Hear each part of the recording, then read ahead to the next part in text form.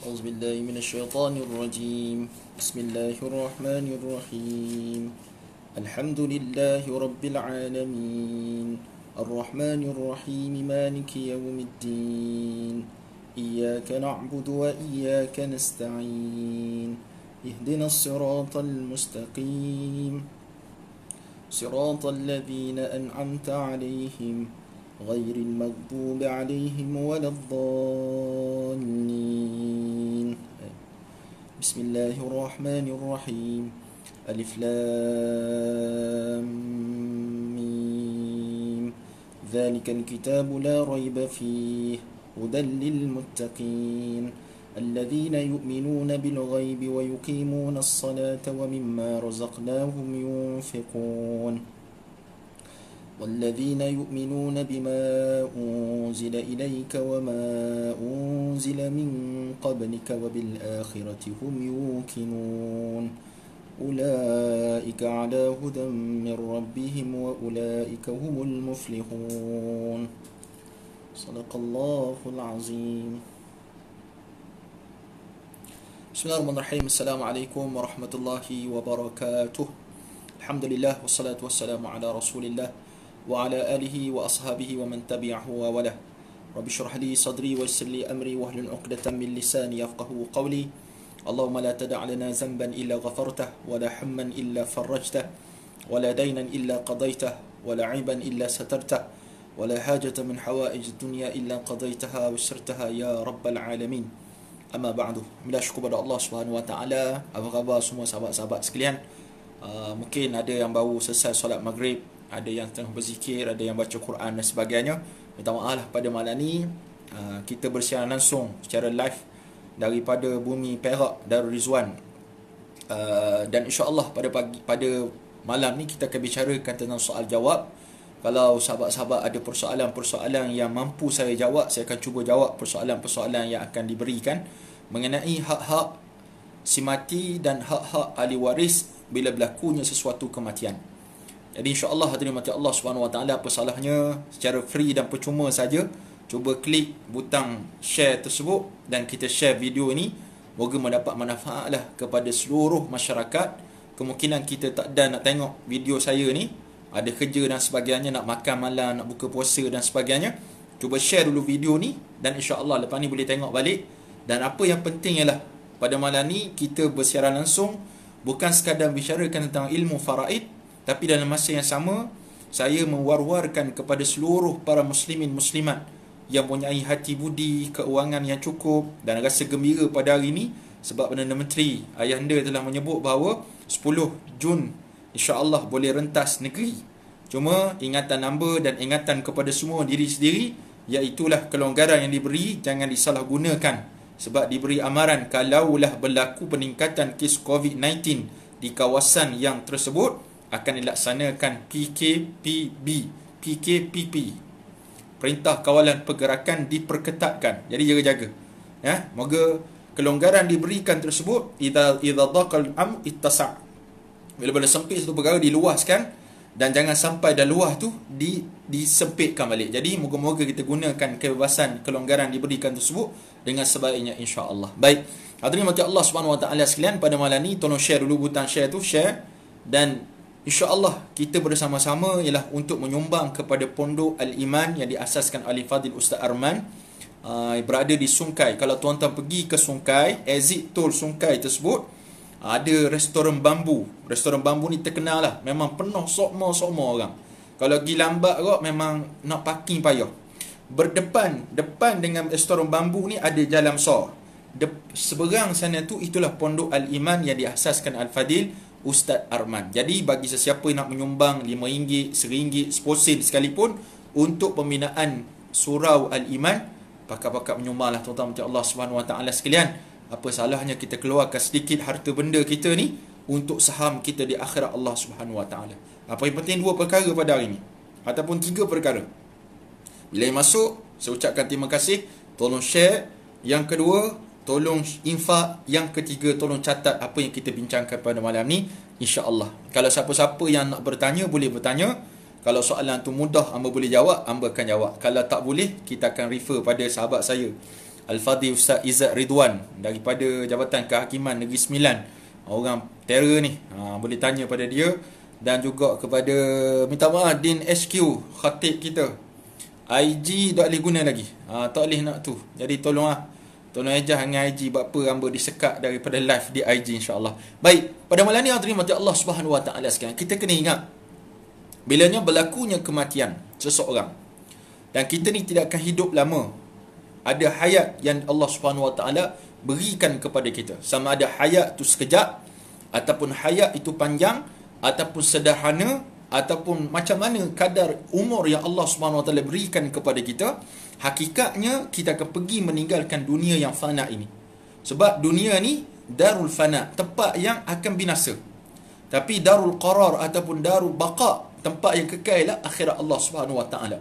Kita akan meninggalkan tempat ni dan kita akan pergi ke akhirat Allah Subhanahu Wa Taala. Dunia tempat kita duduk berdiam. Duduk berdiam, kita beli rumah, kita beli harta, kita beli kenderaan, kita ada keluarga, kita ada masyarakat dan sebagainya. Keseluruhan yang wujud di dunia ni Allah Subhanahu Wa Taala berikan kepada kita. Wa idh qala rabbuka lil malaikati inni ja'ilun fil ardi khalifah. Ingat, atau mungkin tempat kita berdiam. Tapi kata Imam Nawawi rahimahullahu taala wa radhiyallahu anhu wa arda, dalam kitabnya Riyadhus Shalihin, dinaqalkan satu kalam ulama. Dia kata apa? Inna lillahi ibadan futana. Bagi Allah ni ada hamba-hamba Allah yang futana. Futana ni makna cerdik pandai. Fatana kan cerdik pandai. Talaqud dunya khaful fitana. Dia mentalakkan dunia. Talak ni makna talak ataupun ceraikan dunia. Khaful fitana, sebab dia takut kepada fitnah-fitnah, ujian-ujian daripada dunia itu sendiri. Sebab apa mereka menolak dunia? Sebab mereka ni alimu, tahu annaha laysat lihayyin watana. Sebab dunia ni bukan tempat untuk kita duduk berdiam, bukan tempat kita kekal selama-lamanya. Kita akan tinggalkan dunia ni dan kita akan pergi satu tempat namanya alam barzakh. Alam barzakh. Amba ingat pada mimbar akhir waktu pencetus ummah dulu, tajuk saya berduet dengan Piu Luqman iaitu alam barzakh. Tajuk tu kemah-kemih tuan-tuan, dengan side effect dan sebagainya. Memang menjadi malam tu tazkirah saya buat dengan Piu Luqman. Tapi itu hanya persembahan tazkirah.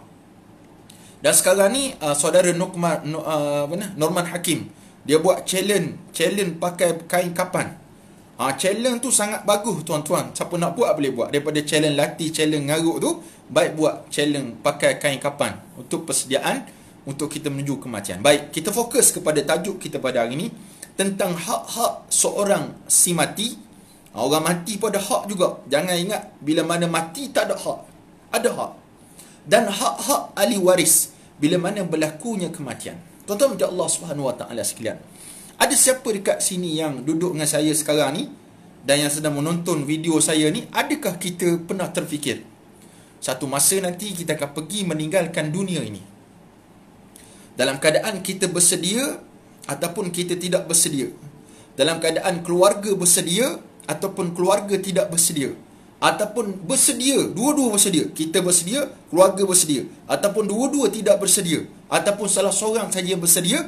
Sedia ataupun tidak, tuan-tuan Allah Subhanahu Wa Taala sekalian, maut akan datang menjengah kepada kita, akan pergi kepada kita. Dan tuan-tuan Allah Subhanahu Wa Taala, orang paling bijak sekali kata Rasulullah ialah orang yang banyak mengingati kematian. Bukan makna dia berzikir mati, bukan gitu. Maksudnya segala cara hidup dia, cara kehidupan dia berkait dengan mati. Nak buat tu, dia ingat lepas mati mu kena apa. Dia nak buat macam ni, dia ingat lepas mati ni apa akan jadi. Inilah orang paling bijak sekali kata Rasulullah sallallahu alaihi wasallam. Baik tuan-tuan Allah Subhanahu Wa Taala sekalian. Yang pertama, bila mana berlakunya kematian seseorang, hak bagi si mati, iaitulah kita, bukan sebelum mati, lepas mati, sebelum mati lagi. Kalau kita lihat orang tua kita, ayah kita tengah nazak. Orang Melayu kata nazak. Nazak ni mana cabut, tengah tenat, nafas pun tak lepas dah, nafas tak lepas. Hak dia apa dia? Bagi kita waris, kena pergi dekat dengan orang tua kita. Kita lakinu mautakum la ilaha illallah. Ajar orang nak mati di kalanganmu dengan kalimah la ilaha illallah. Ajar. Pegang kepala dia, pegang kepala mak kita, pegang kepala suami, pegang kepala isteri, pegang kepala anak, pegang kepala ayah dan sebagainya. Ucap apa? La ilaha illallah. Ajar apa? Sebut la ilaha illallah. Saya yakin dan percaya tuan-tuan macam Allah Subhanahu Wa Taala, pengalaman ni tidak akan berulang. Kepada orang tua kita, kita ada mak, kita ada ayah. Mungkin ada mertua, ayah mertua, mak mertua. Kita ada kesempatan untuk ajar mereka ni kalimah tauhid la ilaha illallah. Untuk apa? Sebab Nabi kata siapa yang akhir hidupnya dengan kalimah la ilaha illallah dakhalal jannah, masuk syurga. Saya cemburu bila dengar sahabat-sahabat menceritakan bagaimana kematian ibu dia, kematian ayahanda dia dengan kalimah la ilaha illallah. Ni maaf tuan-tuan sekalian. Baik. Bila mana matinya ayah kita, apa hak yang kita kena buat bagi anak-anak kena ingat. Yang pertama, tajhizul mayit ataupun uruskan jenazah. Urus jenazah. Urus jenazah. Nak urus jenazah ni macam mana? Kita kat Malaysia, alhamdulillah, kita ada konsep khairat kematian. Masuk dalam WhatsApp group khairat kematian kampung ke, khairat kematian taman ke, khairat kematian masjid dan sebagainya yang buat, maklumkan kepada Tok Bila, Tok Siok, JKK ke mana-mana, maklumkan kepada mereka bahawa ayah saya, mak saya telah meninggal dunia. Maka adalah satu kumpulan ataupun satu grup daripada khairat kematian ni akan datang nak urus jenazah. Ingat wahai anak-anak yang dirahmati Allah Subhanahu Wa Taala, sebagai seorang anak, sebagai seorang menantu, sebagai seorang cucu, seorang cicit, jangan biarkan orang lain sentuh jenazah ayah ataupun mak kita. Kalau boleh. Amba ulang sekali lagi. Kalau boleh, jangan biarkan orang lain sentuh. Sentuh maksudnya jangan dia orang yang mandikan jenazah mak dengan ayah kita. Biar kita. Khabar kepada pakcik, Tok Adi, ingat Tok Adi relax. Kita tak ada rakaman ini. Tok Adi duduk relax, biar kami tolong mandikan jenazah ayah. Makcik Kia relax, biar kami mandikan jenazah mak. Kalau dapat anak cucu macam ni tuan-tuan, first class. Kalah musang king tuan-tuan macam Allah. Kalah durian duri hitam. Kalah. Tolak tepi tu. Walaupun muka anak kita tak kacak, walaupun muka menantu kita tak kacak, pecah pitu muka, letak muka dia dengan pitu, comel pitu lagi, tapi dia mampu memandikan jenazah kita. Inilah anak dan cucu yang terbaik sekali tuan-tuan sekalian. Alangkah malangnya anak yang belajar tinggi-tinggi, bukan lapang tekak bangunan, bukan. Belajar tinggi, ada master degree, ada ijazah kedoktoran, profesor, palasapah dan sebagainya. Duta sana, jawatan besar, menteri, timbalan menteri, setiausaha kerajaan negeri, menteri besar, lawyer, hantu, semua ada belaka pangkat. Tapi tak mampu nak mandikan jenazah mak ayah. Orang macam ni tolak tepi tu tuan-tuan macam Allah Subhanahu Wa Taala. Itu sebab anak-anak sekalian, didikan agama sangat penting. Didikan agama sangat penting. Ni anak dibesarkan dengan dunia. Celak mata dunia, tutup mata dunia, telinga dunia, semua dunia. Kita tidak pernah memperkenalkan kepada anak-anak kita, inilah kaedah kalau kamu nak mandikan abah satu masa nanti. Bila lagi kita nak mandikan orang tua kita tuan-tuan macam Allah Subhanahu Wa Taala. Time mereka sakit, kita tak pernah nak mandikan mereka. Kita harap adik-beradik yang lain. Time mereka telah mati pun kita tak berani nak sentuh jenazah mak ayah kita. Inilah anak paling tak guna sekali tuan-tuan macam Allah Subhanahu Wa Taala. Memang tak guna. Satu sen pun tak guna. Saya tak reti ustaz. Mustahil mandi jenazah, tak reti. Mandi jenazah yang paling complicated je sikit. Sebab apa complicated? Salah satunya nak keluarkan najis. Tu je. Yang lain daripada tu senang, macam mandi janabah yang lain. Mandi hadas besar. Tapi disebabkan kita tidak ada ilmu, waktu muda ataupun waktu awal kita tak belajar, tidak ada persiapan langsung. Bagaimana aku bersedia kalau mak ayah aku mati satu masa nanti, aku dah sedia dengan ilmu ni untuk aku belajar. Jadi tuan-tuan macam Allah Subhanahu Wa Taala, yang tak reti lagi nak mandi jenazah, malam ni Google siapa-siapa ustaz, Tok Bila, Tok Imam yang mana reti mandi jenazah, pergi talaki dengan dia. Macam mana cara nak mandi jenazah. Ni zaman moden. Buka YouTube, jumpa dah. Tapi alangkah malangnya ada setengah anak-anak tak hargai mak ayah. Sampai saat-saat akhir pun masih lagi tidak menghargai ayah dia. Bak kata pepatah orang belah botol, Harry Potter semalam, what you give, you get back. Apa yang Mika bagi, Mika akan dapat balik. Faham tak? Orang faham tak ni? Mika. Kalau kamu bagi apa, kamu akan dapat balik. Apa yang kamu bagi, apa yang mu bagi, mu akan dapat balik. What you give, you get back. Kita buat gitu pada mak ayah kita, Allah akan buat gitu juga kepada kita. Itulah lumrah ataupun karma, disebut sebagai lumrah, fitrah ataupun satu aturan nudawiluha. Allah pusing balik kepada kita. Dengar betul-betul hadirin mati Allah Subhanahu wa taala sebagai mendapat manfaat kepada kita semua insya-Allah. Baik hadirin yang dirahmati oleh Allah Subhanahu wa taala sekalian. Tajhizul mai urus jenazah. Kita dah mandikan ayah kita. Baik, nak pakai duit siapa Ustaz? Saya sebut tadi kalau ada khairat kematian urus. Kalau khairat kematian tak pernah join, ayah memang kena sumbang ataupun tak pernah masuk aktiviti masjid, aktiviti kampung tak pernah join, memang tak masuk khairat kematian, maka pakailah duit si mati untuk uruskan jenazah. Pakai duit si mati untuk uruskan jenazah A sampai Z. Baik Ustaz, mak ayah saya tak ada duit langsung, tak tinggal duit langsung, macam mana nak urus jenazah dia? Maka kepada wali ataupun anak-anak dia lah yang patutnya mengeluarkan dana untuk menguruskan jenazah ayah tersebut. Pakai dana, uruskan jenazah. Saya pun tak ada duit Ustaz. Tak ada duit, habis dah. Duit yang kerajaan bagi pun habis, duit saya sendiri pun habis. Saudara terdekat dengan dia, saudara terdekat pun papa ke dana Ustaz. Jiran dia, jiran pun miskin, papa ke dana. Maka tuan-tuan Allah, kok mana-mana pun kena urus. Sebab itu fardu kifayah dalam pengurusan jenazah. Baik hadirin yang dirahmati oleh Allah Subhanahu wa taala sekalian.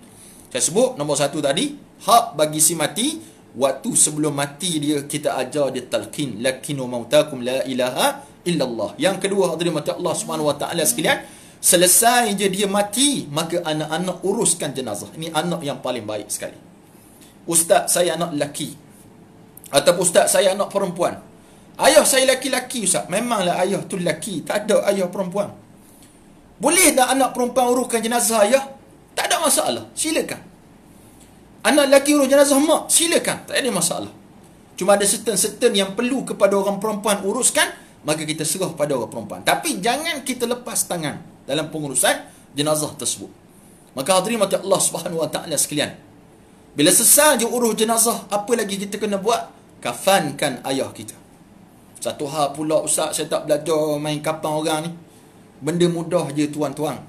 Cuma sebab jarang orang mati dan jarang kita ikut serta untuk urus jenazah orang mati, maka yang menyebabkan kita payah nak urus jenazah. Baik, kapankan. Siapa yang paling bagus? Anak-anak dia yang paling bagus, urus, kapankan. Sungguh pada orang mandi jenazah, tolong ajar kami macam mana, kami tak reti. Maka dia akan ajar pada kita, itu anak yang terbaik. Sampai kapankan ayah, sampai kapankan mak, kita menangis, menitih, mohon ampun kepada Allah Subhanahu wa taala. Sebab itulah kali terakhir kita dapat melihat wajah mak ayah kita. Saya tak sempat nak tengok wajah ayah saya saat akhir tuan-tuan. Cuma ada adik-beradik ambil gambar waktu ayah dah meninggal. Itu saja pengubat hati. Saya sampai di Kuantan, ayah saya meninggal pukul 6 petang di Kuantan. Saya duduk di Perak. Jarak Perak dengan Kuantan ni 5 jam lebih. Biasanya 5 jam setengah lah. Nah, kalau berhenti 2 kali 5 jam setengah. Bila dapat tahu ayah saya meninggal dunia, saya balik tu macam kereta tu terbang. Kereta kita terbang. Sebab apa? Memori tu datang. Memori ingat waktu kita kecil. Mari belaka.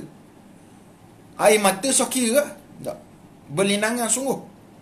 Sepanjang perjalanan tersebut memikirkan betapa banyaknya dosa aku tak pernah bagi yang terbaik pada ayah aku. Aku harap adik-beradik aku saja. Adik-beradik telefon, guana ni nak tunggumu ke guana? Sebab saya sangka kalau sampai pukul 6, mungkin sampai pukul 12 ataupun 11.30. Saya kata tak payah tunggulah. Uruskan jenazah. Urus jenazah. Sebab jenazah ni percepatkan, jangan perlambatkan. Itu hak jenazah. Tapi kita suka tunggu anak balik UK, anak balik London, anak daripada tu tunggu balik belaka.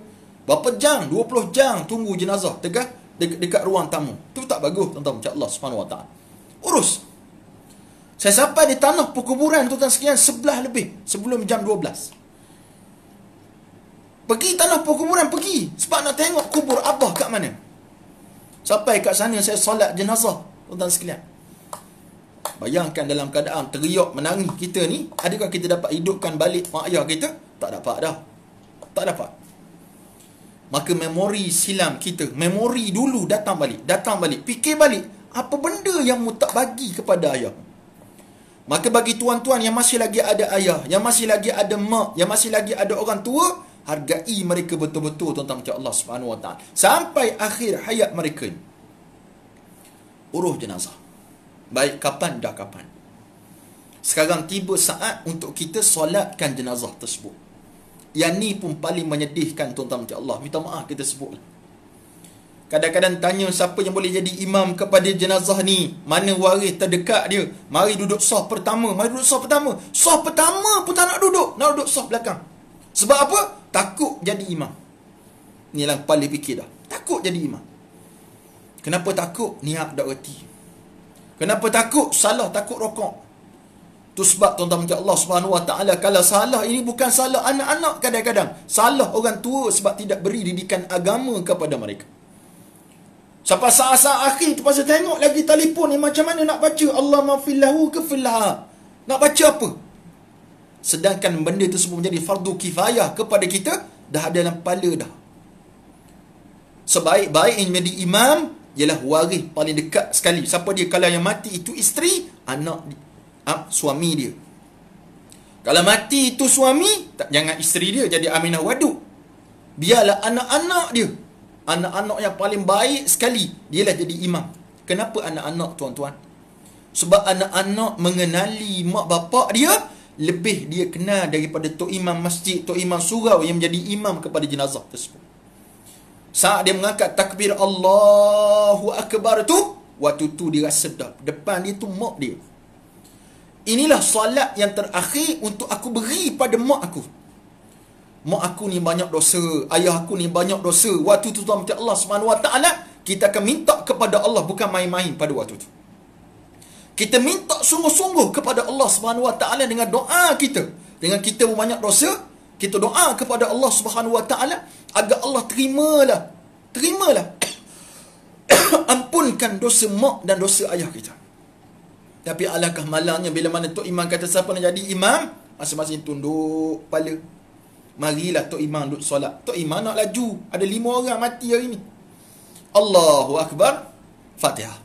Allahu Akbar, selawat. Tu pun selawat diringkas, ya Allahumma salli ala sayyidina Muhammad wa ala sayyidina Muhammad. Allahu Akbar, Allahumma fil lahu warhamhu. Kalau ayah kita mati, tok imam nak cepat. Ada 5 kematian. Satu kematian RM50. 5, 200 hari tu. Allahumma fil lahu warhamhu wa'afihi wa'fu anhu. Allahu Akbar, Assalamualaikum, khalas. Baca doa Allah, bunyi Allah je. Amin, habis. Tapi kalau anak menjadi imam tuan-tuan macam Allah Subhanahu Wa Taala, apa yang anak akan minta? Adakah berkait dengan doa dalam handset lagi kita nak baca? Tak dah. Pada waktu tu, apa terlintas dalam hati kita, kita minta pada Allah Subhanahu Wa Taala. Ya Allah, ni mak saya. Ya Allah, ni ayah saya. Ya Allah, dia ada dosa, wahai Allah, ampunkan dosa dia, wahai Allah. Minta betul-betul. Tapi tak kita harap orang luar tolong doakan untuk ayah kita. Inilah orang yang paling malang sekali tuan-tuan. Selepas tak mampu untuk menguruskan jenazah ayah, mandi, semayangkan ayah ataupun mak pun, kita masih lagi tidak mampu. Seterusnya hak bagi seorang si mati tuan-tuan macam Allah Subhanahu Wa Taala sekalian, bawa dia ke tanah perkuburan dan kebumikan. Satu lagi yang kita dapat lihat, bagaimana ada anak-anak yang tak mampu nak uruskan jenazah. Saat-saat nak bawa ayah dalam lubang kubur pun, dia masih lagi mengharapkan penjaga kubur, penggali kubur, orang-orang lain yang turun. Dia hanya duduk merakamkan perkara tersebut, update status dalam Facebook, Twitter, Instagram dan sebagainya. Untuk dia turun dalam lubang kubur tersebut, tidak. Inilah anak yang paling bangang. Nak sebut orang bangang lah ni lah. Anak yang paling tak guna langsung tuan-tuan macam Allah Subhanahu Wa Taala sekalian. Sebab dia sendiri tak mampu nak uruskan walaupun menurunkan mak ayah dia dalam lubang kubur tu sendiri. Tuan-tuan yang dirahmati Allah Subhanahu Wa Taala sekalian, tak terasa ke kita dalam kubur yang buat gitu tu anak kita? Terasa ayah. Dahlah mandi jenazah, talkinkan aku pun mun tak reti. Mandikan aku pun mun tak reti. Kapankan aku pun mun tak reti. Turunkan aku dalam lubang liang lahat pun kamu tak reti. Dah lepas dah tanam pun mereka malah lagi. Maka baca doa tuan-tuan Allah Subhanahu Wa Taala, doa terakhir, belum cerita bab talqin. Talqin tolak tepi terus. Baca doa yang terakhir sebelum meninggalkan kubur tersebut pun Tok Imam kata siapa nak tolong baca? Kita kata Imam lah baca. Imam reti bahasa Arab. Dia anggap bahasa Arab je yang Allah tahu gamanya. Sebutlah doa lah bahasa Melayu, Tamil, nak ikutlah tuan-tuan Urdu sekalipun, bahasa Inggeris sekalipun, baca doa tersebut untuk kita berikan kepada mak ayah kita. Nak menangislah waktu tu. Nak teriaklah pada waktu tu. Doa betul-betul tentang Allah Subhanahu Wa Taala agar menjadi keinsafan kepada diri kita dan hadirin yang hadir pada hari itu. Tapi tidak, masing-masing mengaminkan doa Tok Imam. Tok Imam hanya baca buku dan baca doa yang saban tahun dibaca setiap kali kematian, tanpa Tok Imam pun faham apa yang dia baca, dan kita pun tak faham selain amin, amin, amin dan sebagainya. Tuan-tuan nampak dah apa yang saya nak sebut pada tuan-tuan pada malam ni? Betapa kita banyak mensia-siakan hak bagi si mati. Terutama sekali kepada waris-waris. Waris-waris duk sibuk fikir dalam kepala ni, kereta abah siapa dapat? Motor abah ni siapa dapat? Rumah abah siapa dapat? Gigi palsu mah abah tu siapa dapat? Ni dia fikir harta dah, fikir harta. Tak semua, tapi kebanyakannya fikir harta. Tak salah nak fikir harta, tapi yang salahnya mu tak guna langsung kepada seorang, kepada mak bapak kamu, sedangkan kamu seorang anak kepada seorang bapa, anak kepada seorang ibu. Habis tentang Allah Subhanahu Wa Taala hak-hak bagi si mati. Ada lagi ke? Ada lagi. Hak-hak dah mati tu setakat dalam kubur. Apa lagi hak-hak bagi si mati? Iaitulah hadirin mati Allah Subhanahu Wa Taala sekalian, kalau si mati ada hutang. Ada hutang. Hutang ni sama ada hutang dengan Allah ataupun hutang dengan manusia. Hutang dengan Allah, hutang dengan manusia. Allah dengan manusia. Hutang dengan Allah ni contohnya apa? Contohnya puasa.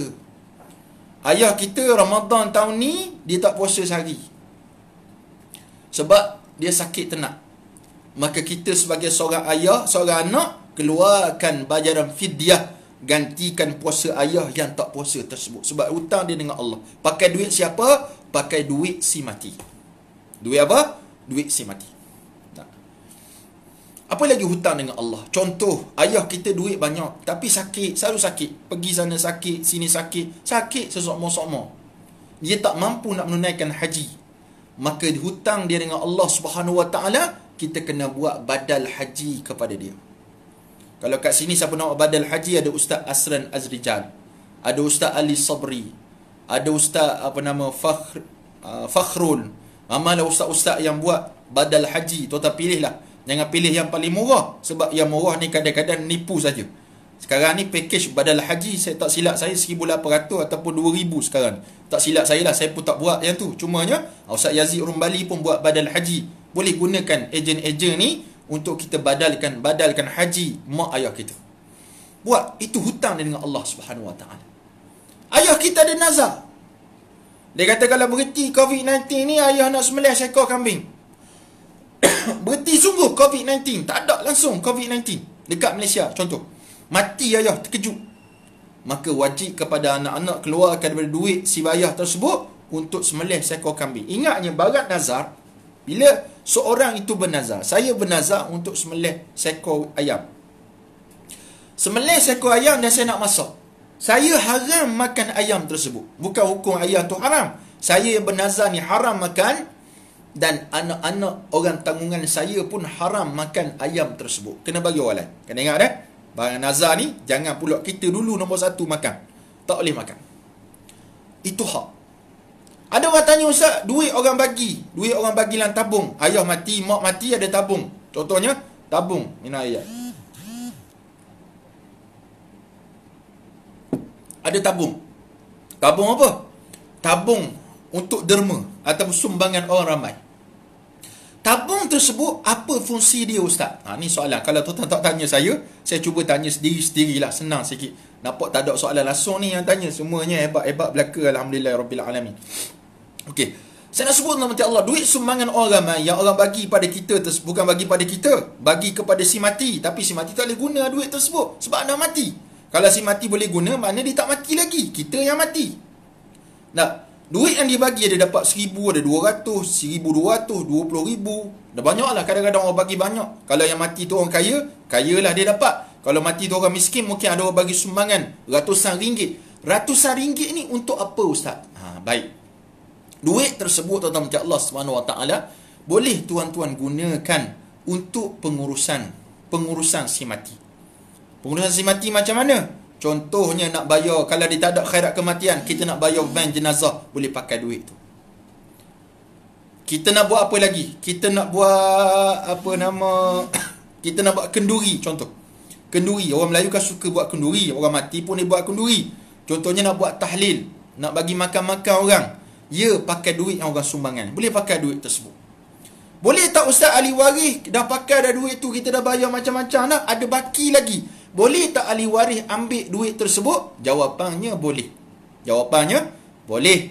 Tapi jangan kedarah seorang. Kena khabar semua kepada waris-waris yang berhak. Saya ambil banyak ni ataupun boleh bagi, bukan faraid, boleh bagi sama kita untuk. Tapi cadangan yang paling afdal sekali bagi hamba adalah duit tersebut kalau ada baki, maksudnya ada lebihan lagi, boleh gunakan duit tersebut, kita wakafkan duit tersebut, kita niat kepada arwah ayah ataupun arwah ibu kita.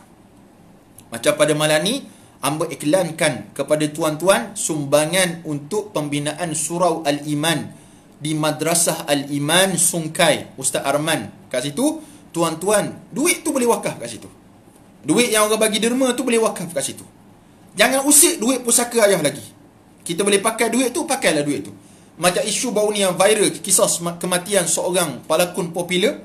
Duit sumbangan orang. Duit sumbangan orang tu adakah milik isteri saja, ataupun milik mak saja, atau milik anak saja? Jawapannya, duit tersebut adalah milik si mati. Cuma si mati tak boleh pegang duit tersebut. Jadi maknanya menjadi amanah kepada ahli waris untuk guna duit tersebut dengan cara terbaik. Dia nak beli susu anak, boleh pakai. Siapa yang paling memerlukan duit tersebut, dia boleh guna duit tersebut dengan hak-hak, dengan cara adil dan saksama. Jadi kena jelas, tuan-tuan Allah SWT. Ni yang pula di faraid pula duit orang bagi. Dia kata lelaki dapat 2, perempuan dapat 1. Siapa ajarmu? Jawapannya, tidak ada faraid pada duit sumbangan yang orang beri hasil daripada kematian mak ataupun ayah kita. Jelas dah? Jelas. Baik, alhamdulillah. Seterusnya hadirin macam Allah Subhanahu Wa Taala, hutang sesama manusia. Hutang sama manusia ni macam mana? Hutang, kita hutang dengan orang. Hutang dengan bank ke, hutang dengan siapa-siapa ke, sama ada yang bercatat ataupun disaksikan, wajib bayar pakai duit si mati. Ustaz, boleh tak saya pakai duit duit sumbangan orang? Boleh, tak ada masalah. Asalkan tolong settlekan hutang si mati. Kalau tak settle, si mati akan breakdown dalam kubur, tuan-tuan macam Allah Subhanahu Wa Taala. Ada orang tanya pada kita semalam, isteri saya forward soalan daripada kawan dia, macam mana Ustaz kalau seorang tu kita bagi hutang pada seseorang. Si fulan ni bagi hutang, Mamat bagi hutang kepada Ali, contoh. Satu hari Mamat kata ke Ali, tak apalah, saya halal lah kat kamu, hutang-hutang tu tak payah bayar. Ali suka lah. Tiba satu saat, Ali dengan Mamat ni clash, ataupun ada berlaku perbalahan, percakaran. Akhirnya Mamat ni ungkit balik. Dia kata, mu hutang dulu, mu kena bayar. Adakah wajib Ali bayar hutang tersebut? Jawapannya kata ulama, tak perlu bayar. Sebab apa? Sebab mu dulu telah halalkan, mana boleh pula mu U-turn balik. Tak boleh U-turn, tuan-tuan macam Allah Subhanahu Wa Taala dalam isu tersebut. Ni orang panggil buruk siku. Jangan buat gitu, tuan-tuan macam Allah. Bahkan kata Dr. Zaharuddin, dia kata kalau siapa buat macam tu, contoh dia belanja orang. Saya belanja awak hari ni, esok dia belanja lagi, lusa belanja lagi, pun dia berbalah dengan orang yang dia belanja. Kemudian dia minta orang tu bayar balik, maka hukumnya haram, tuan-tuan macam Allah Subhanahu Wa Taala, hukumnya adalah haram. Baik, khalas. Seterusnya hadirin macam Allah Subhanahu Wa Taala sekalian, apa lagi hak-hak bagi si mati? Iaitulah kita selesaikan wasiat yang diwasiatkan oleh si mati. Selesaikan wasiat dia. Wasiat ni apa dia? Pesanan. Wasiat juga dimaksudkan dengan pemberian hak milik ataupun pemberian sesuatu kepada seseorang dan dia berkait dengan mati.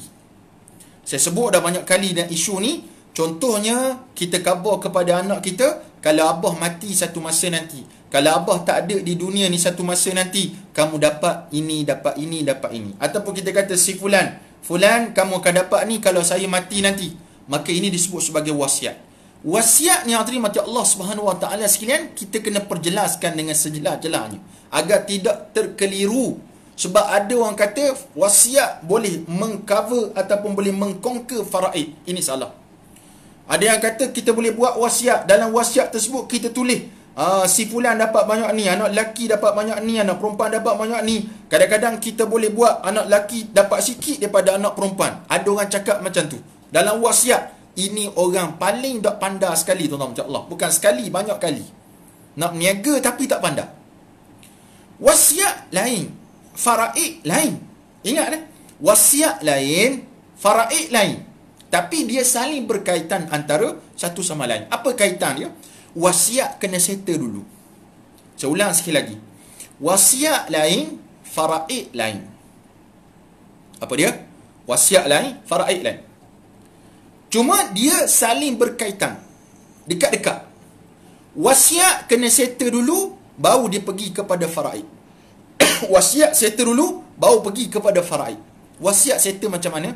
Maka saya sebut kepada tuan-tuan sebelum ni, tuan-tuan boleh rujuk balik pada video-video, pergi ke YouTube channel Ada Hamba Takut, kat situ pun saya telah up beberapa isu tentang wasiat ni. Tuan-tuan boleh tengok balik dekat sana. Bagaimana wasiat ni hadirin mati Allah Subhanahu Wa Taala sekalian. Allah Subhanahu Wa Taala sebut dalam suratul Baqarah, ya ayyuhallazina amanu idza hadara ahadakumul maut in taraka khairan alwasiyati lilwalidaini wal aqrabin bil ma'ruf ila akhir ayat. Wahai orang beriman, bila mana dekatnya denganmu dengan kematian, maka tinggalkan wasiat kepada mak bapak, kepada kaum kerabat. Ayat ni walaupun jelas memerintahkan kepada kita untuk menyediakan wasiat, namun kena ingat, kata ulama, ayat ni telah dimansuhkan kewajipan dia. Wajib wasiat tu telah dimansuhkan. Dalam Quran ada ayat nasikh, mansuh. Ada ayat yang diberikan, ayat yang dihapuskan bacaan dia, dikekalkan hukum. Ada yang dikekalkan hukum, bacaannya tak ada. Nampak ke tak nampak ni?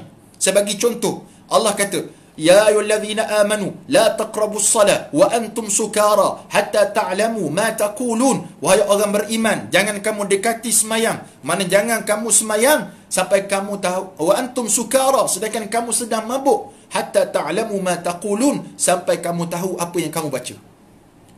Ayat ni masih ada dalam Quran. Apa kata Allah? Jangan dekat dengan semayang kalau kamu mabuk. Maksudnya boleh mabuk tak? Jawapannya, waktu tu boleh lagi mabuk.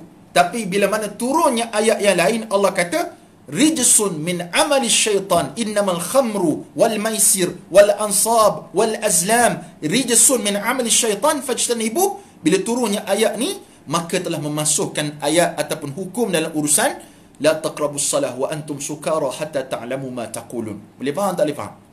Termasuk juga ayat wasiat. Walaupun jelas dalam Al-Quran menyebut tentang kepentingan ataupun kewajipan wasiat pada awalnya, bila turun ayat surah An-Nisa ayat 11, ayat 12 dan ayat 176 daripada surah An-Nisa, memasukkan hukuman wasiat tersebut, menjadikan hukumnya hanyalah sunat sahaja. Hanyalah sunat sahaja. Tapi berhati-hati hadirin mati Allah Subhanahu Wa Taala. Penting wasiat ni. Orang kata penting tak Ustaz? Penting. Wasiat ni penting. Penting kepada siapa? Nombor satu, pentingnya kepada bukan waris kita. Siapa dia? Contoh, anak angkat kita. Tuan-tuan ada anak angkat, buat wasiat tuan-tuan. Kalau tuan-tuan tak buat wasiat, tuan-tuan tak buat hibah, memang anak angkat tak akan dapat satu sen daripada harta tuan-tuan. Tuan-tuan ada anak susuan. Tuan-tuan tak menyusu, kita tak ada susu. Kecuali susu Halid Ting, susu kambing Piu Said jual tu je.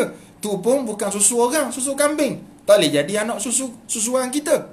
Tak, walaupun kita bagi dua kontena susu kat dia, tak jadi anak susuan kepada kita. Anak susuan ni, anak disusui oleh seorang wanita sebelum usia 2 tahun dan menyusu badan kenyang 5 kali kenyang, baru jadi anak susuan. Anak susuan ni sebiji macam anak kita. kita boleh tengok aurat dia, kita boleh sentuh dia, kita haram nikah dengan dia. Tapi satu je perbezaan dia, anak susuan tidak layak menerima harta pusaka.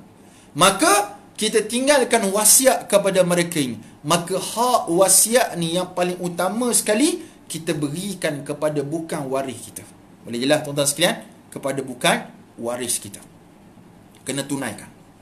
Bila baca wasiat ayah, dia kata tolong berikan 10,000 duit ayah kepada bekas makwa ayah. Contoh wasiat.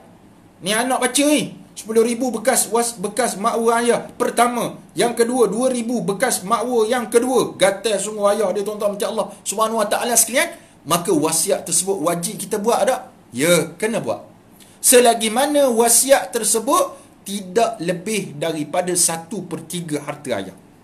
Ayah ada 1,000, dia wasiat 10,000, maka tak perlu kita buat wasiat banyak tu. Kita hanya bagi 1/3 sahaja daripada jumlah 1,000 duit yang ada daripada tinggalan ayah tersebut. Boleh faham tak tuan-tuan macam Allah Subhanahu Wa Taala? Saya agak boleh faham belaka. Jadi sebelum kita sambung, saya elan sekali lagi kepada tuan-tuan yang menonton pada hari ini. Ramai ni 52,000 view pada malam ni. Yang lain tidur ramuknya, tak berminat hukum faraid, mungkin dia tengok TV dan sebagainya. Yang tu di share dulu video ni. Dan juga kepada sahabat-sahabat semua, tolonglah bagi infak dan wakaf. Bagi tahu pada mak ayah kita. Kadang-kadang makcik-makcik suka sangat wakaf ni. Kadang-kadang dia tak ada beza. Wakaf dengan derma ni apa beza Ustaz? Wakaf dengan infak apa beza dia? Wakaf ni makcik, wakaf ni kita lebih kepada benda yang kekal. Wakaf lebih pada benda yang kekal. Contoh buat bangunan, kita beli kipas ke, benda yang kekal. Infak biasanya kita kait dengan benda yang tak kekal. Kita bagi contohnya, bagi derma pengurusan, itu infak namanya. Bukan wakaf pengurusan, bukan. Derma, itu beza dah. Tuan-tuan minta Allah SWT tolong share Pondok Al-Iman. Saya tak dapat syam, saya tak dapat duit tuan-tuan, tak dapat persen pun dengan iklan ni. Cuma saya minta doa daripada Tuan Guru Ustaz Arman. Doakan saya sihat, keluarga saya sihat, dan doakan kita semua sihat belaka insya-Allah. Nah, tolong share. Nah.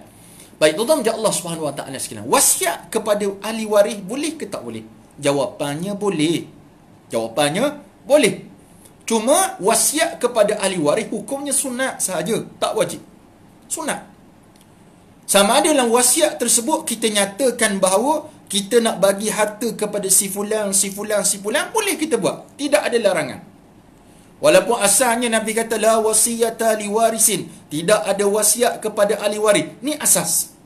Namun begitu, dalam hadis yang lain Nabi mengkhususkan lagi, kecuali diizinkan oleh waris-waris yang lain, maka boleh on wasiat tersebut. Contoh, kita tulis wasiat nama kita sebagainya. Kita kata rumah ni kalau abah tak ada, dapat kepada abang Long. Rumah kedua dapat kepada Kak Ngah. Kereta dapat kepada Kak Cik. Kita bagi. Anak tengok wasiat tersebut dan anak rasa setuju dengan wasiat tersebut, maka boleh terus on wasiat tadi. Tapi kalaulah anak tak setuju ataupun waris tak setuju, maka mereka boleh untuk tidak mengikut wasiat tersebut dan tidak berdosa bagi mereka tuan-tuan sekalian. Tidak berdosa. Sebab hak ahli waris hakikatnya adalah harta faraid, bukan wasiat tadi. Faraid itu hak dia dan mereka berhak untuk bersuara. Namun bagi kita kalau tanya pada saya, Ustaz, dosa tak Ustaz? Sebab masa hidup dia setuju belaka dah. Maka pada waktu tu macam Allah tengok pula keadaan macam mana. Adakah masa hidup tu sebab dia takut kepada ayah, takut kepada mak, terpaksa mensetujui? Sebab kata ulama, setuju ni illa an yasha al-warasa. Setuju kepada wasiat tersebut waktu bila?